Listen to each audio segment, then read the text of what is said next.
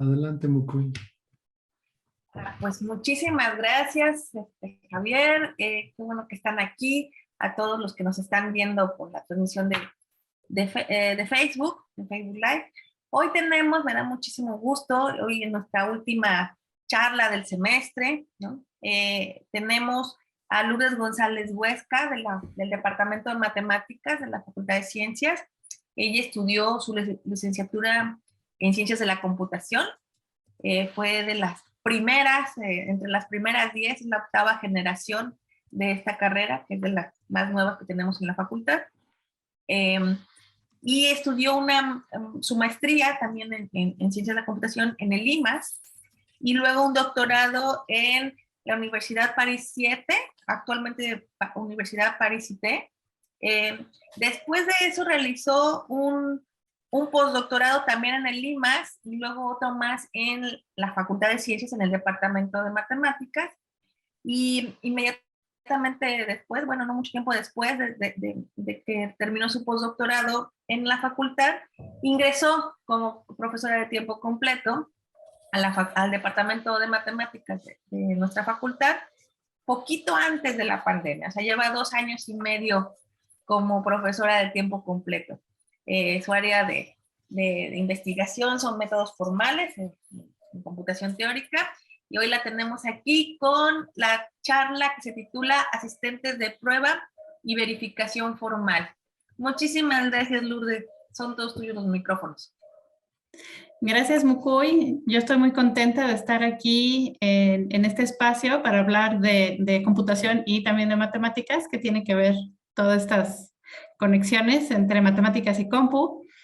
Y muy contenta de que nos permitan, o que me permitan más bien, hablar de lo que hago y de lo que hago tanto en enseñanza y en investigación, ahí en el Departamento de Matemáticas de la Facultad de Ciencias.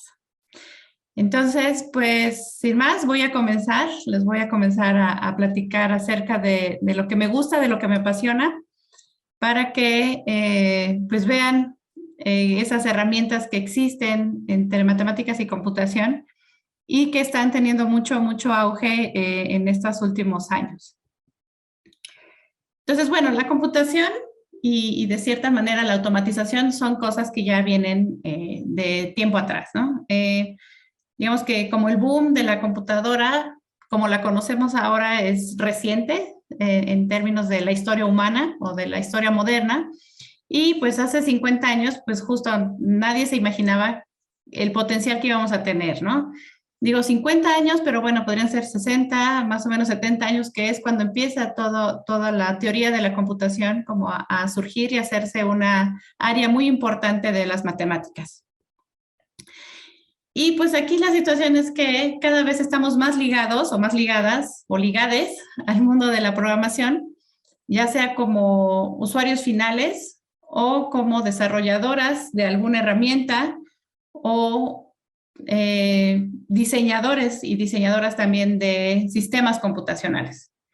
Y aquí es cuando muchas personas se hacen la pregunta acerca de qué tan humanos o qué tan inteligentes son todas las computadoras o los sistemas computacionales. Y pues podemos decir que no lo son, digamos, son construidos a través de nuestras ideas y de nuestra forma de pensar. Entonces, de cierta manera, podríamos pensar que sí tienen un comportamiento inteligente en el sentido humano, pero no es 100% el caso, ¿no? La cosa aquí es que estas preguntas nos llegan porque a veces las computadoras o los sistemas informáticos o los sistemas de cómputo tienen comportamientos extraños o comportamientos erróneos. O simple y sencillamente son comportamientos que no esperábamos que resultaran y nos cae ahí de sorpresa cómo es que pueden ahí pasar ciertas situaciones. Y cuando nos ponemos a reflexionar acerca de cuál es el origen de estos errores, pues nos damos cuenta que son justamente errores de programación. Y son errores de programación porque todo se reduce a cuáles son los programas que se están ejecutando en cierto momento en las computadoras y también cómo están diseñados esos programas y esos sistemas. Entonces, en computación usualmente lo que hacemos o lo que tratamos de enfocarnos es, o en una área de la computación más bien, es enfocarnos en el estudio de los programas. Nos queremos enfocar en cómo son los programas, cómo diseñar los programas, cómo mejorar los programas, cómo comunicarnos con las computadoras o con algún sistema de hardware o algún sistema que se pueda automatizar. Y todo esto es justamente para resolver un problema. No es nada más así como muy ajeno, sino siempre tenemos en mente cómo resolver alguna situación o algún problema. Entonces, los programas, nosotros en computación, tal cual los definimos como una secuencia de instrucciones para llevar o para resolver un trabajo en una computadora. La computadora es nuestra herramienta principal de trabajo o la más importante y todo está alrededor de la computadora y de cómo nos comunicamos con la computadora a través de los programas. Entonces, los programas y todo lo que está alrededor del desarrollo de programas o del desarrollo de software es, digamos que, una tarea o todo un ciclo y todo un proceso que nosotros como programadores llevamos a cabo. Siempre, cada vez que estamos diseñando un sistema o que estamos diseñando un programa, surgen estas fases de desarrollo para llegar a nuestro programa final o nuestro sistema final. Usualmente, la primera es la parte de especificación o la parte de descripción del problema. De ahí, al estar meditando y tratando de buscar una solución al problema, pues surgen ciertos diseños o ciertos momentos en los que el programador se dedica a diseñar la solución o a pensar cómo solucionar el problema, obviamente usando la computadora como herramienta. De ahí, ya que se tiene un diseño más o menos o una idea de la implementación, pues se dedica y se sienta a programar muchas horas ahí frente a la computadora y eventualmente después de hacer ciertas pruebas, pues el desarrollador o el programador queda satisfecho con su solución a este problema. Hay veces que no queda la primera, y usualmente no queda la primera, ¿no? Entonces, hay ciertas repeticiones en este ciclo de desarrollo, ¿no? Hay veces que necesitamos rediseñar la solución o que la especificación o las descripciones del problema tenemos que refinarlas para poder mejorar nuestro sistema y eventualmente pues tenemos ahí toda esa fase de optimización. Pero justamente en este ciclo de desarrollo, al final debe o debería idealmente de existir una fase de verificación en donde el diseñador o el programador o el desarrollador debe de asegurarse que lo que está programando y el resultado que obtuvo ese sistema tan bonito que tiene corriendo en su computadora corresponde al problema original que estaba tratando de resolver. Y esa es justo la parte de verificación. Entonces, esa parte o esa fase en el ciclo de desarrollo de software a veces es un poco olvidada o no le dan tanta importancia en las empresas de software o en las empresas de programación.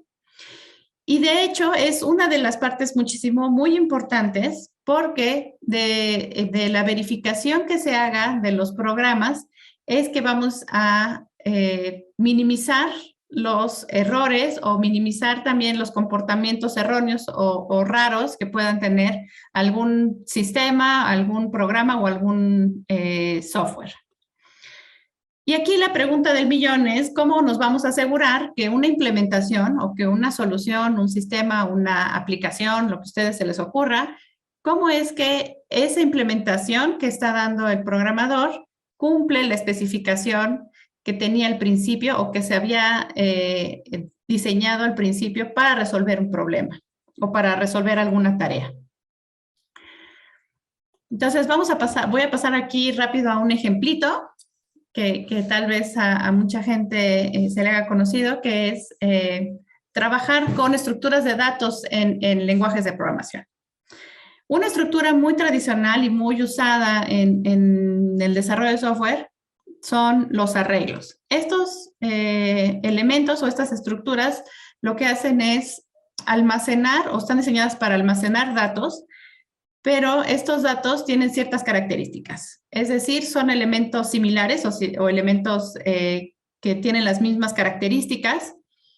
Esta estructura de almacenamiento es estática, justo porque digamos que es como una cajita y esa cajita pues tiene sus diferentes compartimentos y en ellos, en cada uno de ellos voy a guardar o vamos a almacenar alguna información o algún dato. Justo como es estático y tienen las cajitas bien definidas, o los espacios o las entradas de ese arreglo bien definidas, es que podemos acceder directamente a los datos que están almacenados en cada uno de ellos. Y eventualmente, pues existen varias operaciones que podemos ejecutar sobre la información que está guardada en un arreglo.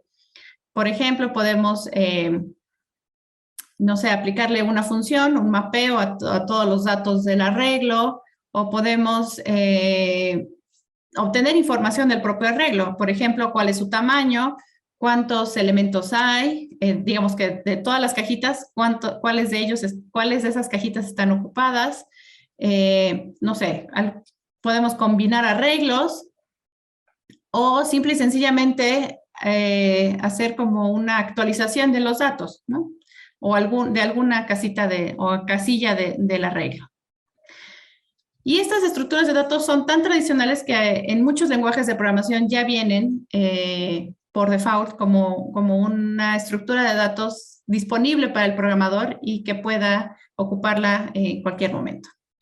Por ejemplo, aquí tengo un pedacito de código de C, del lenguaje de programación C de propósito general, en donde esta función principal lo que está haciendo simple y sencillamente es definir dos arreglos. No estoy haciendo nada más ni nada elaborado más que definir dos arreglos.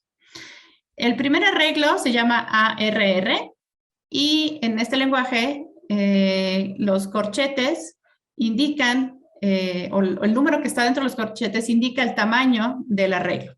En este caso, el arreglo es de tamaño 2, es decir, estoy guardando dos elementos o dos objetos dentro de este arreglo y es decir, tengo dos casillas, ¿no? Puedo imaginármelo como tener dos casillas. Las dos siguientes líneas, aquí printf, lo único que me está devolviendo es exactamente un valor que esté almacenado en el arreglo. Y en este lenguaje de programación C, lo que sucede es que este arreglo pues sabemos que es de tamaño 2, pero si se fijan aquí, lo que estoy pidiendo que se imprima o lo que estoy pidiendo que se revise dentro de ese arreglo son o tiene índices que están fuera del tamaño para el cual definí el arreglo, que es tamaño 2. Estoy, por ejemplo, pidiendo aquí que me devuelvan la entrada 3, o sea, el tercer elemento del arreglo, el cual no existe, ¿no? Y también abajo me está diciendo que por favor devuelva lo que está en la casilla -2 o en la casita -2 del arreglo. Pues también es una instrucción que no debe de ser permitida, ¿no? Y no debe ser permitida o no tiene sentido justo porque el arreglo que definí es de tamaño 2. Y aquí los índices que estoy ocupando para obtener información de ese arreglo están fuera del rango. Este es un programa que es válido o que se puede ejecutar en C. Obviamente, cuando se ejecuta va a tener algún error, ¿no? Va a devolver un error porque no hay elemento en la tercera posición y tampoco en la -2. Pero bueno, se puede hacer, se puede escribir.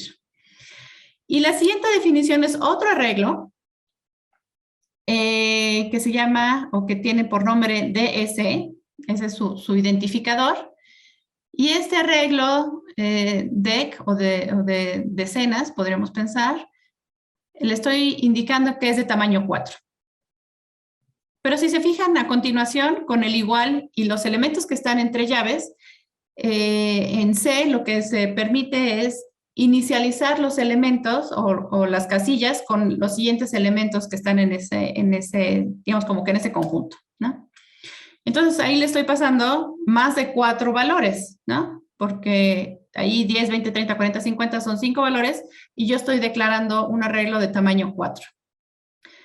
Entonces, ahí esa declaración, pues también está mal, ¿no? O tiene ahí inconsistencias, porque o voy a decir que voy a pedir al lenguaje de programación que se define un arreglo de tamaño 4, o voy a pedir que sea de tamaño 5 para almacenar esos 5 datos.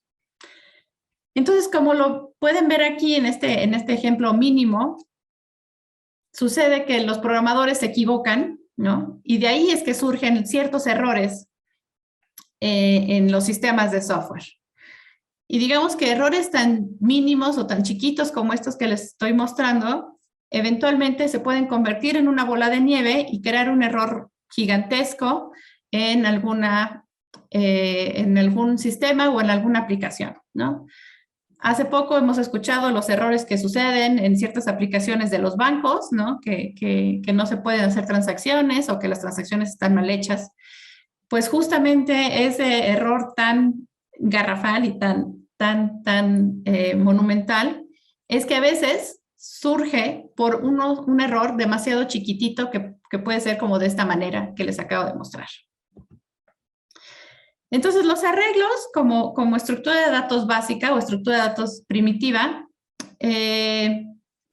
pueden estar ya definidas o en un lenguaje de programación, por ejemplo, como lo acabo de ver ahorita en el lenguaje C. Y hay otra manera de incorporar una estructura de esta forma, a través de una definición o de una implementación que dé el programador precisamente o que la dé muy ad hoc para resolver algún problema. Ambas definiciones siempre están bien definidas o tienen una especificación dada. Sabemos cómo son esas estructuras y cuáles son las propiedades o las características de esa estructura y cómo implementarla. Pero entonces aquí surge otra pregunta. ¿Cómo es o cómo podemos asegurar o prevenir que el programador use o dé un uso adecuado a la estructura? Y también cómo implementar que a partir de ese uso de la estructura de datos, por ejemplo, de los arreglos, una implementación más elaborada o un sistema más complejo sea correcto. Y finalmente, cómo obtener programas seguros, ¿no? Cómo prevenir o cómo decirle al programador antes de que termine su código, de decirle, oye, estás declarando cosas que no tienen sentido, ¿no? ¿Cómo le vamos a hacer para lograr esto? Y eso en computación teórica y en las áreas de desarrollo de software y de lenguajes de programación, se dedica, o hay un área que se dedica a estudiar todo esto, que son los métodos formales, que es a lo que me dedico. Y todos estos métodos formales o todas estas herramientas que usualmente vienen de las matemáticas, son herramientas que me van a permitir ofrecer seguridad y confianza en el software que se esté desarrollando y a su vez que el diseño y la implementación del software identifique los errores de manera temprana para que finalmente cuando se obtenga la versión, digamos que pública o la que se publique del software, sea un software seguro. Entonces, los métodos formales se definen como técnicas y herramientas matemáticas y también computacionales que nos incrementan la confianza en la corrección de sistemas. Los métodos formales o estas herramientas pueden utilizarse durante todo el proceso o todo el ciclo de desarrollo de software que les mostré antes. Pueden usarse desde las etapas de diseño para organizar la información y organizar las ideas para proporcionar una solución. También existen para desarrollar software y eventualmente la mayoría o muchas de ellas están también desarrolladas para verificar software. Cuando el software ya está terminado o completado y se quiere estudiar ciertas propiedades de ese software.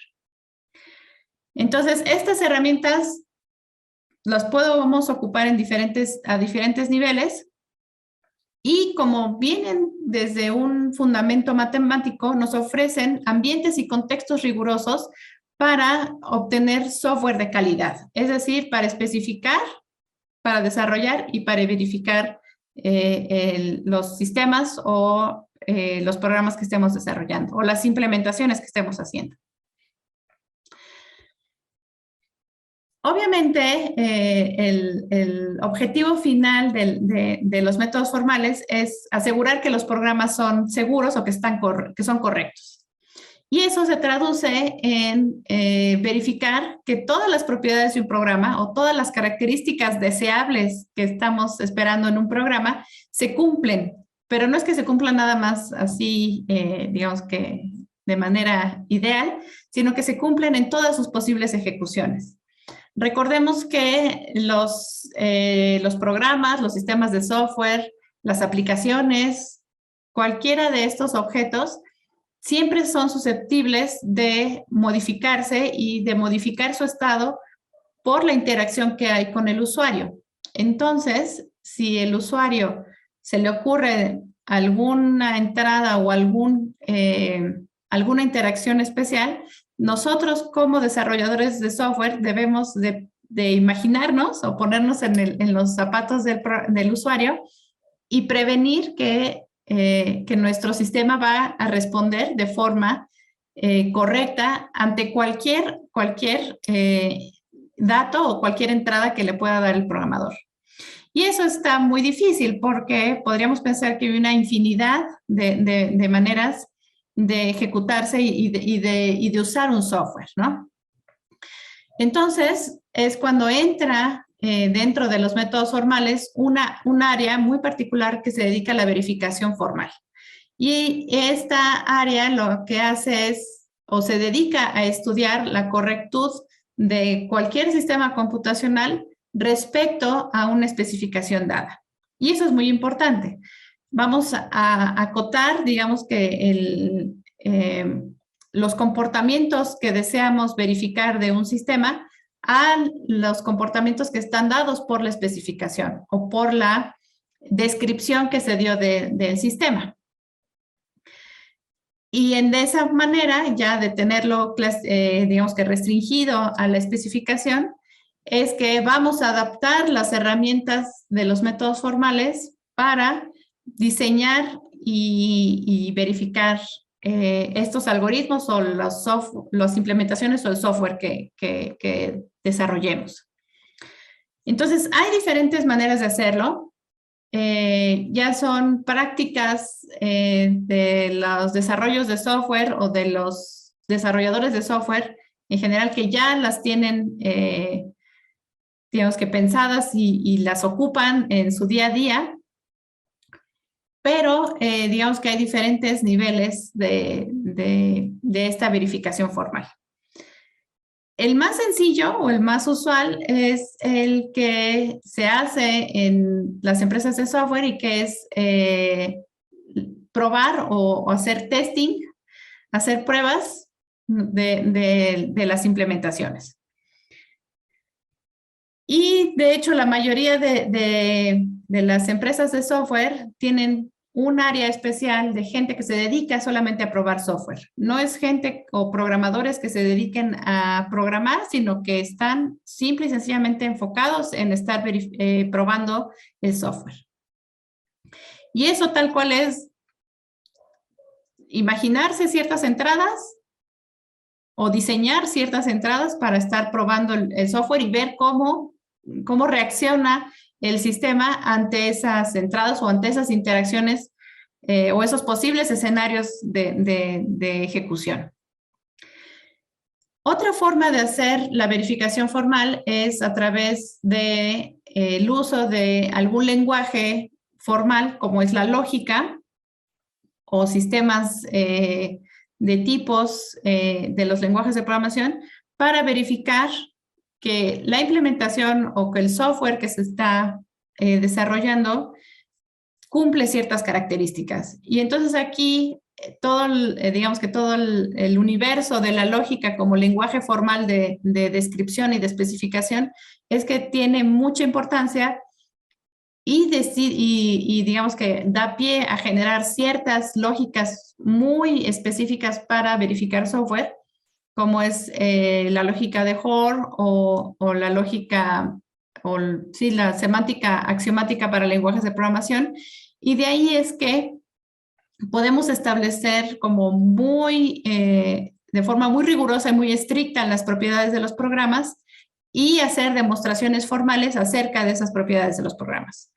Entonces, no es como probar con entradas y salidas a ver qué da el programa, sino establecer ciertos enunciados lógicos muy estrictos para verificar las propiedades de los programas. Ese es, digamos, como que el siguiente nivel. Ese nivel no es tan usado en la industria o en las empresas de software, pero bueno, si hay una empresa que está desarrollando algún sistema muy crítico, por ejemplo, se me ocurre algún modelo no sé, algún piloto automático, pues sí se requiere que haya ciertas garantías acerca de la seguridad de ese software.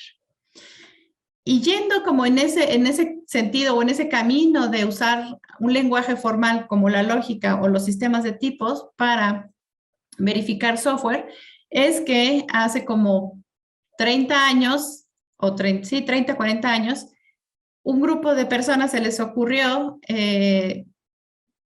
ocupar una lógica de orden superior o ciertas lógicas de orden superior para ofrecer un contexto o una herramienta matemática que permita ser más expresiva y describir las propiedades de ciertos sistemas de software y que ahí mismo en esa lógica o en ese lenguaje se puedan demostrar estas propiedades. Y ese es justo el estilo o uno de las áreas de verificación formal y de métodos formales que está teniendo ahorita un acercamiento y una explosión y una importancia sobresaliente, porque nos ofrecen un ambiente para desarrollar programas que son correctos por construcción. Y eso es de lo que voy a hablar en la segunda parte de esta presentación. Entonces, aquí tengo una gráfica en donde más o menos estoy incorporando ciertas herramientas que se ocupan para verificar. Esta clasificación está separada como en dos áreas. El área de qué tan automático es la herramienta o qué tan fácil puedo automatizar las pruebas para el software. Y digamos que la clasificación de abajo es respecto al nivel de seguridad que están ofreciendo estas verificaciones respecto al software. Entonces, las que ocupan más en la industria es las herramientas o los métodos formales para hacer pruebas o los testing, las pruebas unitarias, que son los más automáticos. Se define un conjunto de entradas para probar el software y se espera analizar las salidas que se van a obtener de todo eso. Pero eso se hace en automático y se deja ahí correr y ya, no hay más interacción. Después existen los verificadores de modelos y la verificación deductiva, que es lo que les platicabas, estas lógicas más refinadas que permiten describir las características y las propiedades del software que nos interesan y demostrarlas, digamos que de forma más matemática o más humana, porque hay que guiar las demostraciones o hacer las demostraciones casi que a mano para que salgan estas verificaciones. Y el último es las herramientas que son los asistentes de pruebas, que justamente son ambientes de desarrollo que permiten definir las propiedades de los programas y eventualmente programar ahí mismo dentro de estos ambientes de desarrollo. Estos ambientes de desarrollo o estos asistentes de prueba son completamente, o la mayoría son interactivos, porque digamos que no el programador, pero la persona que está tratando de verificar ciertas propiedades de los programas está ahí, digamos que guiando las demostraciones de esas propiedades. Y una vez que se completen las demostraciones en estos asistentes de prueba, se puede hablar de la corrección total de esas propiedades de respecto a las especificaciones del software. Entonces vamos a regresar rápido a nuestro ejemplo de los arreglos. Vamos a analizar cuáles son las propiedades deseables que esta estructura de datos debe de tener y que obviamente nosotros como programadores o la mayoría de los programadores tienen en su mente que se cumple cada vez que se está ocupando un arreglo, ¿no? Entonces los arreglos son estáticos, tienen un tamaño determinado, tengo cierto número de casillas para almacenar información. Todos los datos que van a ser almacenados en un arreglo deben de ser del mismo tipo o de la misma forma, digamos. Y todos ellos los voy a poder identificar por el número de la casilla en donde lo estoy almacenando o el índice del arreglo. Puedo acceder a estos datos de forma inmediata o de forma constante, como lo decimos en computación, porque si doy el índice o el número de la casilla en donde está guardado el elemento, pues automáticamente puedo obtener el dato que está ahí en esa casilla. Y eventualmente puedo modificar los elementos que están en las casillas o puedo buscar un elemento que esté almacenado en esta estructura de datos. Usualmente los lenguajes de programación de estilo estructurado, imperativo u orientado a objetos, los arreglos son estructuras de datos que ya vienen, digamos, como primitivas del lenguaje. Es decir, se importa alguna biblioteca y en esa biblioteca pues ya están todas las funciones de arreglos, de definición y de modificación de arreglos. Pero como lo vimos en el ejemplo primero, el manejo de estas estructuras de datos es demasiado delicado y es responsabilidad 100% del programador. El programador es el que tiene que tener en cuenta o tiene que acordarse siempre de qué tamaño era el arreglo, cómo eran los datos que estaban guardados en el arreglo, etcétera, ¿no? Para poder tener un manejo responsable y seguro de los arreglos. Pero, ¿qué sucede con los programas o cuando hay, digamos, como interacción con varios programadores o el sistema que se está desarrollando es tan grande, tiene tantas líneas de código que no es posible estar recordando de qué tamaño era un arreglo que se definió al principio, ¿no? O hace mucho tiempo. Y además también lo que queremos eventualmente es que el programador pueda no nada más recordar los datos o cómo se habían definido ciertos arreglos, sino también que el manejo de esos arreglos es seguro o que no va a caer en errores. Y todo esto se reduce a la pregunta de cómo razonar o cómo es que el programador razona acerca de los arreglos o de esta estructura de datos o de cualquier estructura de datos dentro de un lenguaje de programación. Aquí es donde entran ciertas herramientas matemáticas y computacionales para estar como verificando que los programas o ciertos pedazos de programas que son como los pedazos o las partes críticas de un programa pueden analizarse a detalle. Entonces, por ejemplo, aquí igual tengo código C, que es la última línea de este código. Y este código C lo que está definiendo es una función de búsqueda. Y esta función de búsqueda recibe como argumento un arreglo, el tamaño de ese arreglo y el elemento que queremos buscar en ese arreglo.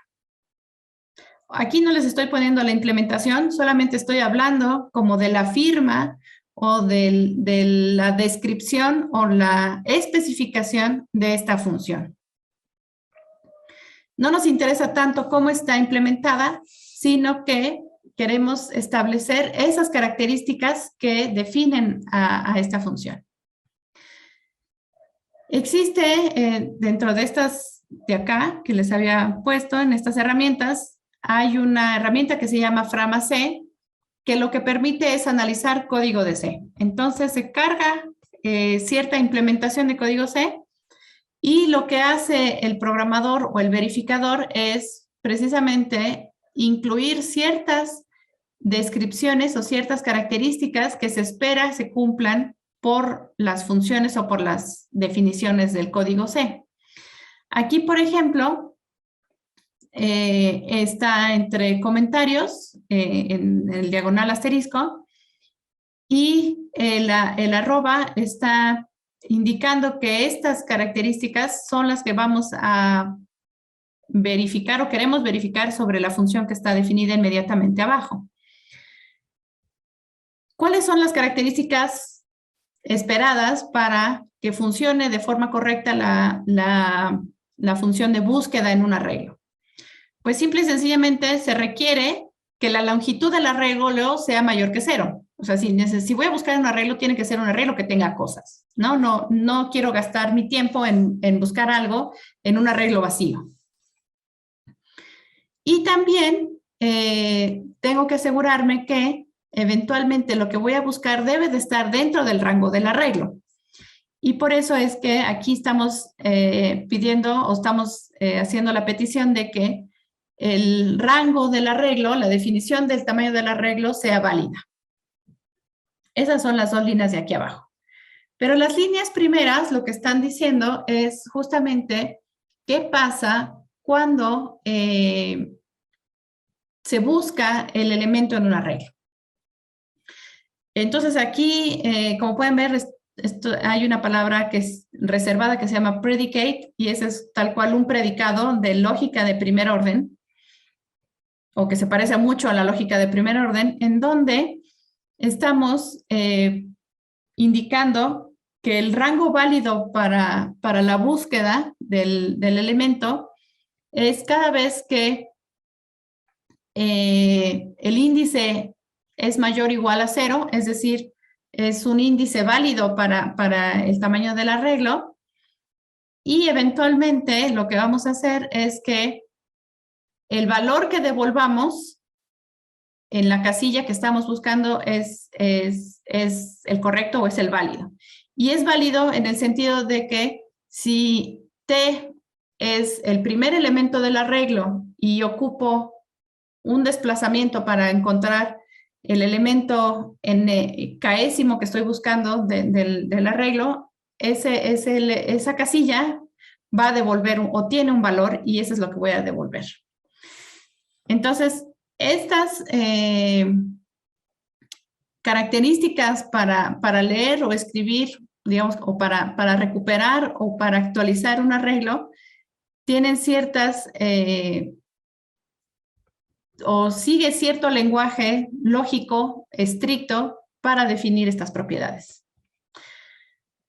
Aquí hay otro ejemplo. Por ejemplo, queremos modificar los elementos o los valores que están almacenados en un arreglo, pero solamente en un rango determinado, en un cachito o un pedacito del arreglo. Y para eso, en los lenguajes de programación estructurados, se tienen ciertas estructuras de control que permiten modificar o recorrer una estructura de datos.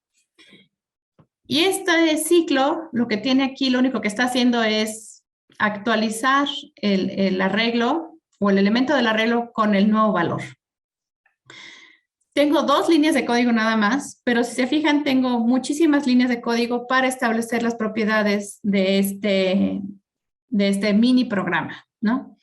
Aquí todas estas, ya no me voy a detener mucho porque ya estoy ocupando mucho tiempo, pero todas estas de aquí lo que están indicando es las características de los valores que están antes y los valores que están después de haberse actualizado los elementos del arreglo.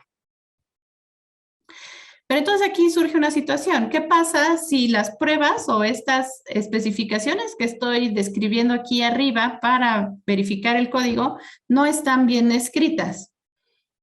Significa que en algún punto mi razonamiento acerca de cómo verificar y de cómo hacer las pruebas en un programa está mal. Entonces, obviamente, no es que el código esté mal, sino que las pruebas que hice para verificar un código o para probar un código pueden estar mal. Y entonces aquí puede suceder que nos sintamos dentro de una paradoja porque necesito ciertas especificaciones para definir o para verificar el código, pero a su vez necesito a alguien que me verifique que las especificaciones para verificar un código están bien o son correctas y así sucesivamente, ¿no? Entonces, todo esto nos lleva a ocupar o a desarrollar nuevos ambientes o nuevas herramientas para hacer demostraciones o para hacer verificaciones de los sistemas y de los programas. ¿Por qué? Porque eventualmente todo esto se reduce a razonar de forma correcta acerca de los programas.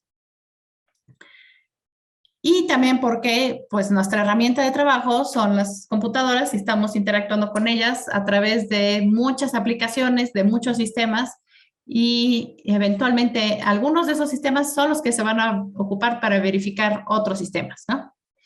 Entonces, queremos que la computadora nos ayude a verificar software y eso lo vamos a hacer a través de demostraciones asistidas por la computadora. Pero esas demostraciones asistidas también tienen que ser rigurosas o tienen que ser estrictas para que podamos estar 1000% seguros de que nuestros programas están correctos y de que no tienen errores.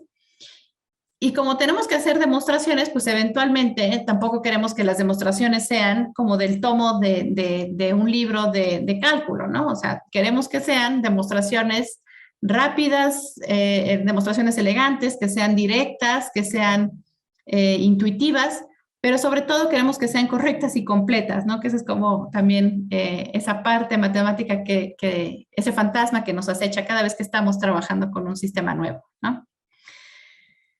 Entonces, los sistemas y los asistentes de prueba van a ser sistemas que nos permitan dirigir y verificar razonamientos de las propiedades que queremos demostrar sobre nuestros programas, sobre nuestros sistemas. Y ese, tal cual, es la definición de lo que conocemos o lo que se conoce como programación certificada.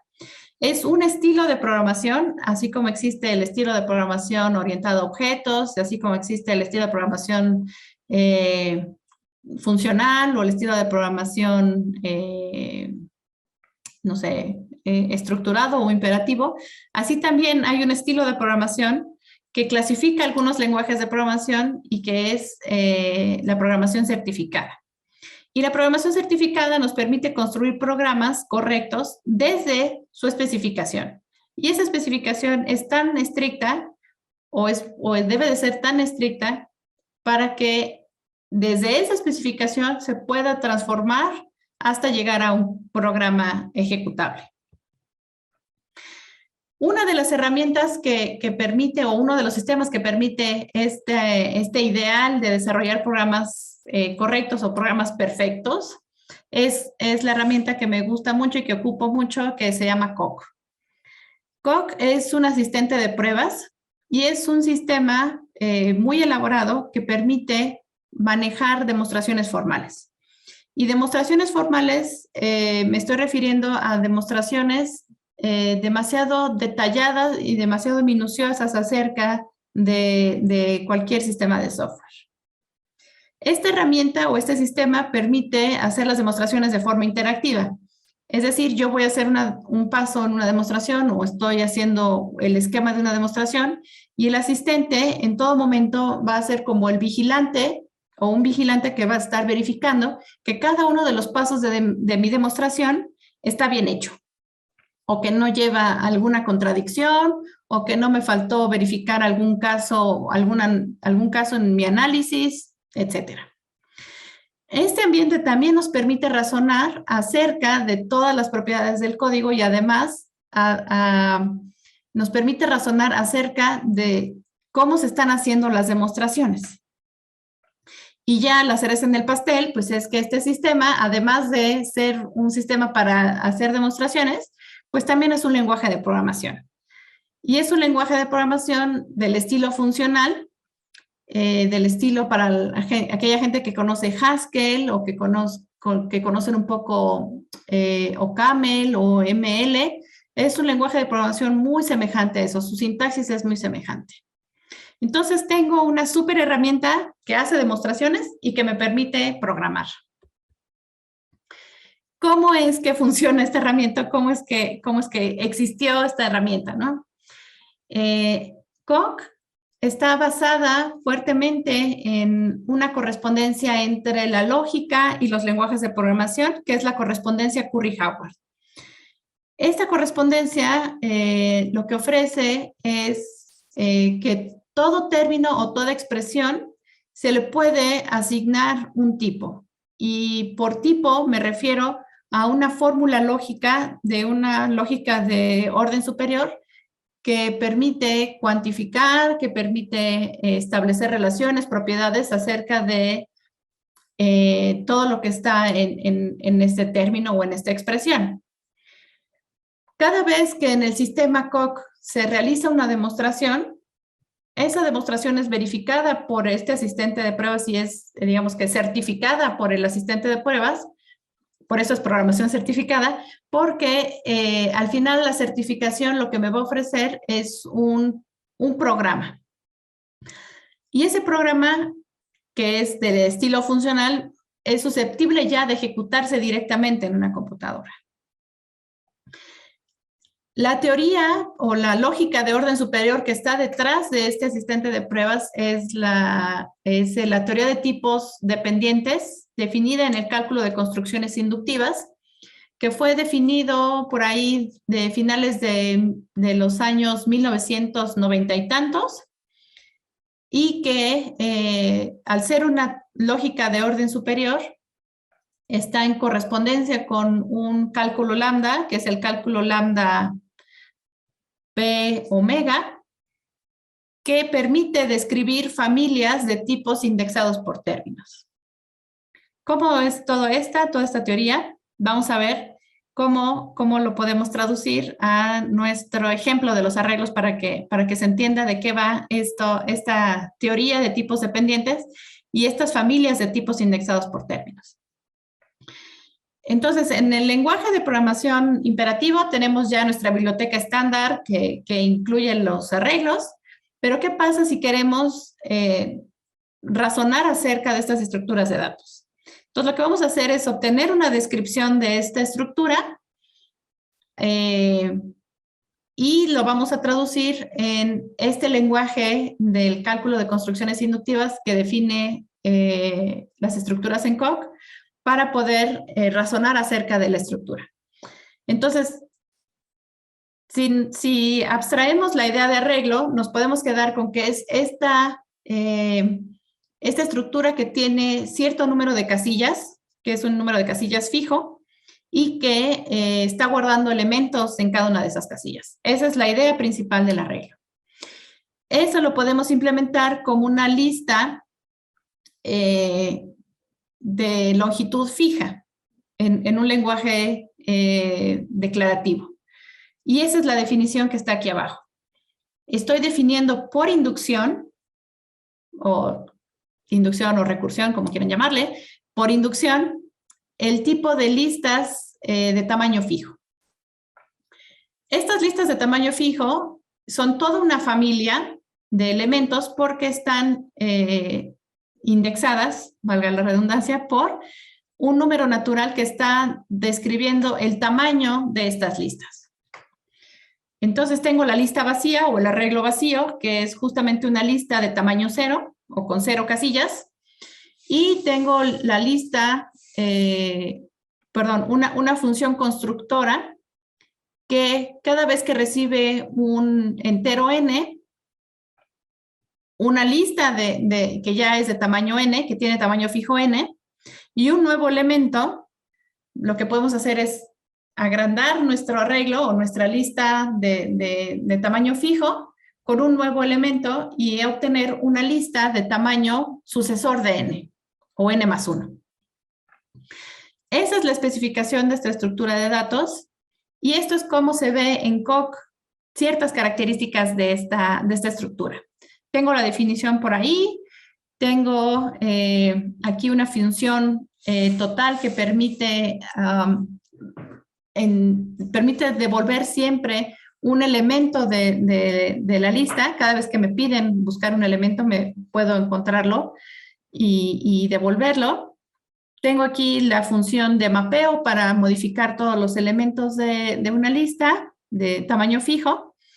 Y, por ejemplo, aquí abajo tengo un teorema que, si lo vemos, bueno, si leemos esta fórmula elaborada, podemos darnos una idea de qué significa este teorema. Para cualquier natural n, si tengo un índice que nos permite decir que un índice que es un número finito y una lista de elementos o de cosas que se están guardando de tipo A de tamaño n, entonces lo que puedo hacer es que después de cambiar los elementos de la lista ocupando una función de mapeo, el elemento que se va a devolver en la posición dada por ese índice debe de ser igual a la posición vieja, o el elemento que había, perdón, el elemento viejo que había en esa misma posición, y después aplicarle la función. Digamos que es como analizar que el mapeo es correcto, ¿no? Eventualmente aquí en Coq se hace la demostración de este teorema usando ese lenguaje matemático que nos enseñan en la facultad para hacer demostraciones. Y lo que sucede al final de esta demostración es que el asistente va a verificar que todos esos pasos sean correctos, y al final, ya hasta el final de que esté completada esta demostración, el asistente me ofrece la oportunidad de obtener un programa o un código que corresponde a la demostración de este teorema. Ese teorema realmente lo que está codificando, o más bien el resultado de la demostración, y que se está codificando a través de todos esos pasos de la demostración, es un programa que está definiendo cómo aplicar una función para mapeárselo a todos los elementos de un arreglo. Y pues llegamos a un poco al final ya. Fue muy rápido esto, pero espero que al menos con este ejemplo hayan, como les haya entrado la cosquillita de saber un poco más de los métodos formales, o de por qué estas herramientas matemáticas y computacionales van de la mano para mejorar los programas. Y todo esto tiene, digamos que su origen, como se los comenté, en la verificación de programas, y sobre todo para garantizar que todas las implementaciones de todos los sistemas de software, o de la mayoría de los sistemas de software, son correctos. Pero no es que nada más sean correctos así porque sí, sino que deben de ser correctos respecto a una especificación o a esa descripción del problema que queremos resolver. Y también del otro lado, digamos que del lado matemático o del lado computacional teórico, los métodos formales nos interesan porque las demostraciones eventualmente nos pueden dar mucha información acerca de los programas o de cómo es el comportamiento de esos programas. Y estos sistemas de demostración o estos asistentes de prueba son a su vez herramientas muy valiosas que nos ofrecen esos ambientes para programar y para verificar. No nada más, digamos que en el ámbito académico, sino que también existen ciertos métodos formales y ciertos asistentes de pruebas que son muy específicos o muy particulares para verificar ciertos softwares o ciertas partes críticas de software. Por ejemplo, los trenes automáticos o todos estos autos automáticos, todas estas partes críticas de todos esos sistemas que tienen que ver con o que están muy ligados a la vida humana, son cosas que queremos que no tengan errores, ¿no? Y que queremos verificar. Y eventualmente todo esto nos lleva a un área de la computación y que tiene ahí la intersección con matemáticas y también con filosofía acerca de cómo se verifica formalmente el razonamiento humano. Y esos son como áreas que están empezando a tener mucha relevancia en estos últimos días.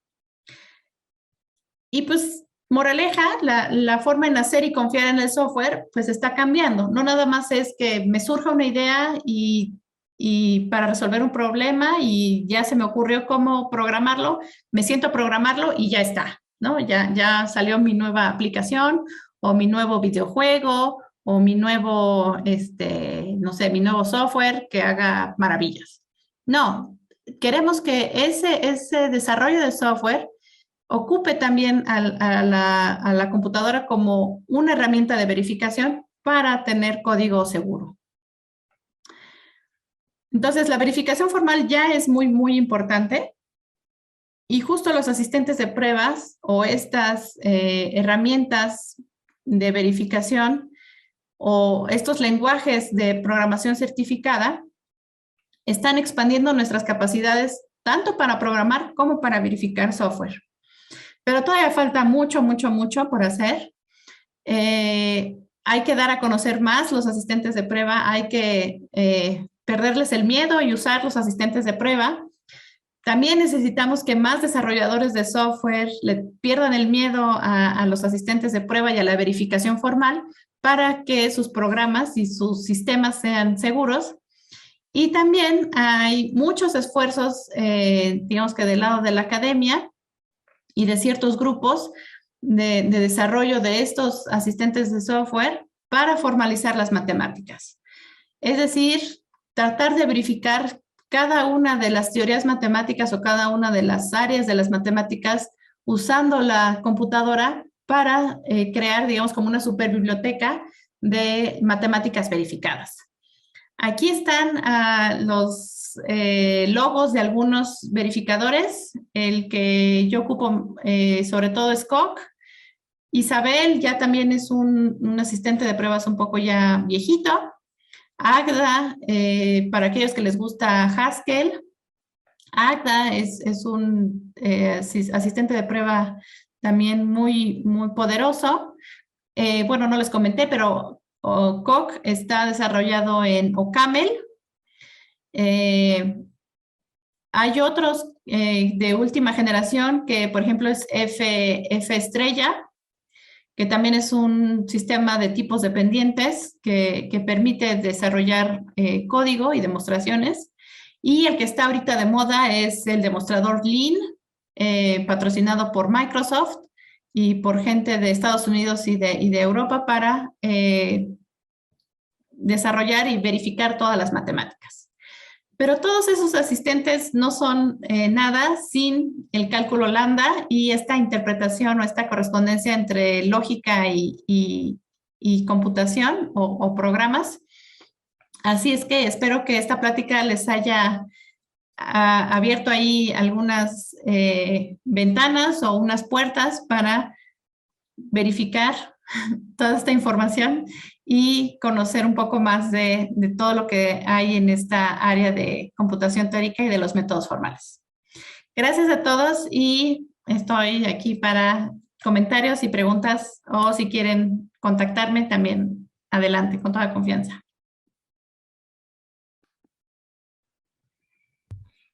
Gracias, Lourdes. Vamos a ver. Gracias, Javier. No han llegado preguntas, pero todavía no acaba tu charla en Facebook. Está un poco, unos minutos más tarde.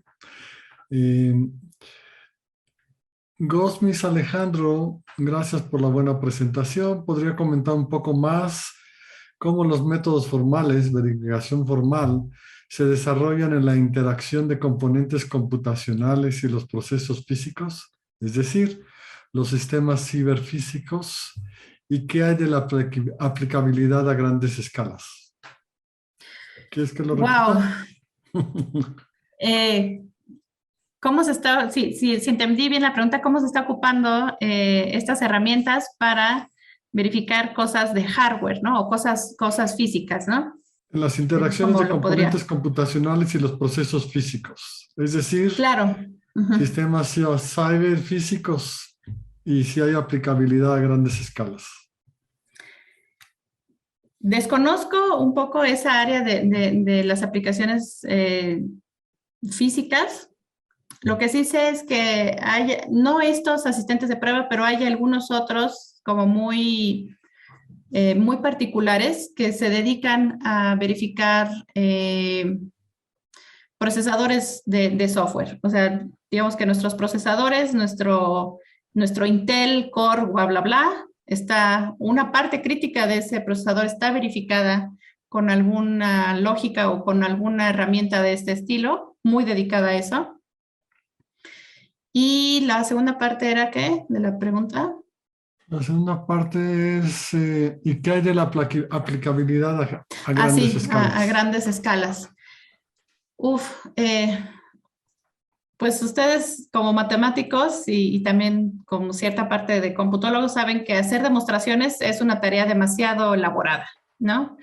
Completar una demostración es como un trabajo muy tardado y cuando se hace a través de una de estas herramientas de verificación formal todavía se requiere de más esfuerzo y de más tiempo para completar las demostraciones.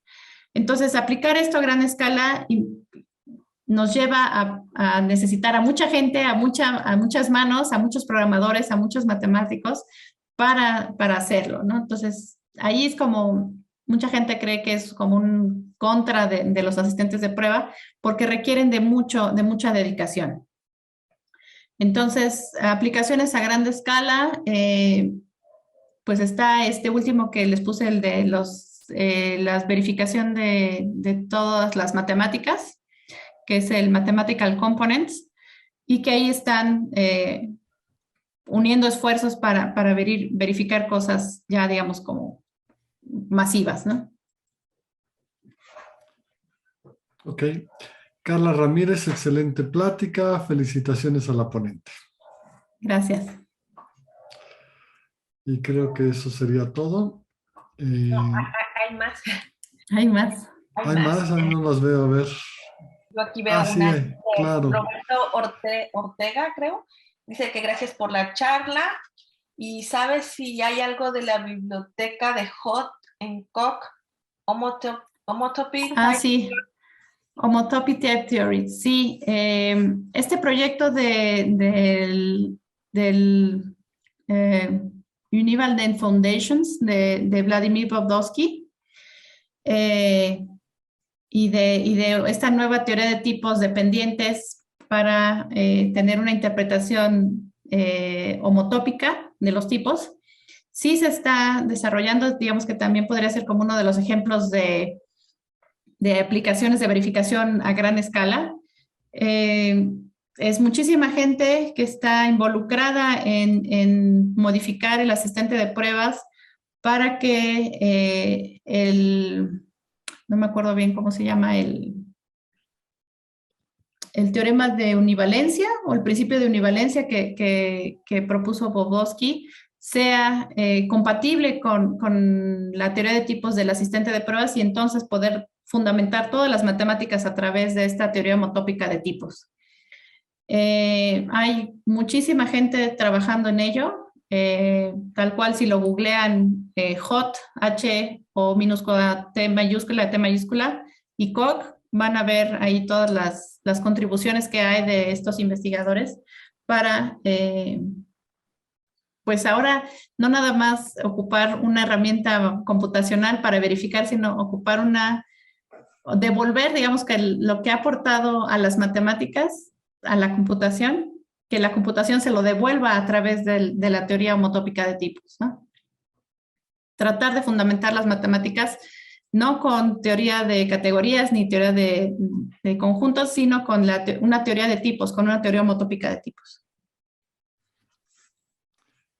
Carlos Alberto Villarreal Noyola, ¿en dónde recomiendas aprender estas herramientas? No de las que tú hablaste, ¿no? De la teoría homotópica de tipos. Para estas herramientas, pues ahora sí que ya todo está en Internet. Bueno, la mayoría de cosas está en Internet. Pues hay muchísima información, hay muchos tutoriales, pero sobre todo las páginas principales de cada uno de estos asistentes ofrecen como un área de introducción o tutoriales básicos para comenzar. Yo en particular en la Facultad de Ciencias doy el curso de métodos formales y trato de introducir un poquito estas herramientas a los alumnos para que las conozcan y para que eventualmente, pues si en alguna chamba les piden que haya como estas capacidades o estas competencias de verificación, pues que ellos ya conozcan al menos que existen ellas, ¿no? Pero pues sí, o sea, en Internet, chorro mil cosas y pues están más que bienvenidos a mi curso. Yo no tengo ningún problema con que haya oyentes, así es que, pues eso, ¿no? Gosmis Alejandro agradece tu primera respuesta, que fue la primera pregunta. Y Marco Cruz nos pregunta, te pregunta si podrías hablar del panorama actual de los métodos formales y verificación de software y en qué está trabajando actualmente con respecto a esto. Tengo entendido que al menos en las empresas de software aquí en México, pues hay como muy pocas aplicaciones de métodos formales. Digamos que exalumnos de la facultad a veces me dicen, oye, es que, ¿sabes qué? En mi empresa solamente vi que ocupan Eclipse para hacer pruebas unitarias o pruebas de integración, etcétera. Digamos que los primeros métodos formales que son para verificar software o para probar software, sí están adaptadas ya a la industria, ¿no? Y es como cosas muy, muy básicas que les piden a los empleadores, les piden a las personas que están buscando trabajo, que estén certificados en alguna de estas herramientas.